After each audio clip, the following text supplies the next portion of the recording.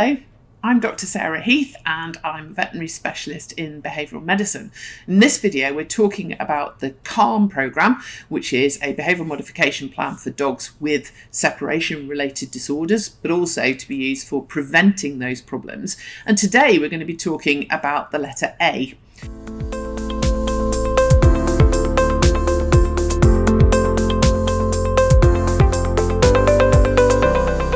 A stands for alter expectation of interaction.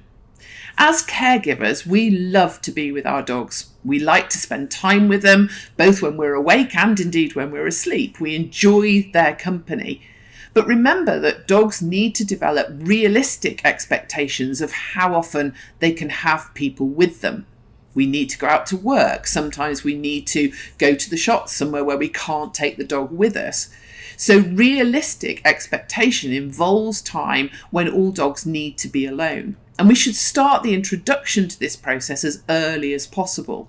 Puppies need to spend time playing with toys, sleeping without company in order to see this as being normal.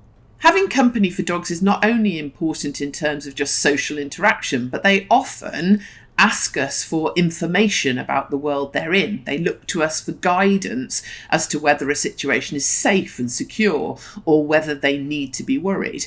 And they seek that information through leaning or through licking at your hands or your face. They also offer information to us to tell us how they're feeling. The dog that rolls over on its back is actually releasing scent information. They smell different when they're confident or when they're worried. And if you were another dog, you'd be able to smell that and know that your dog was worried. So this exchange of information can be very important for a dog in terms of feeling secure.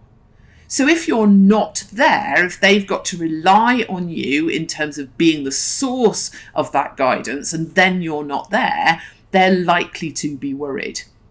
So of course, we never want to ignore a request for information, and we never want to reject a dog when it's in a situation of being uncertain. So what should we do? If the dog is asking for information, try to deliver that passively, so without direct interaction. So when they lean into your leg, they're just looking to see if your muscles are tense. Just relax your leg as they lean in to show that you're feeling safe. If they're licking at you, allow them to lick at your hand, preferably not at the face, as that's not an appropriate source of that scent information. But remember, you're not a dog, so you're not making that particular scent. So the dog could become a bit worried because you're not replying. So use touch, use the ends of your fingers just to gently stroke the dog on its chest to say, I'm here and everything is safe. And when they're offering you information, so they roll over onto their back, just stay calm and quiet, don't react, and wait until they stand back up again and then interact with them. So you're rewarding them for showing that they have increased their level of confidence. So think about not only their expectation of how often you're available, but also about the interactions that you have with your dog. Try not to become their most important source of information, because then when you're not available, they're less likely to be able to cope.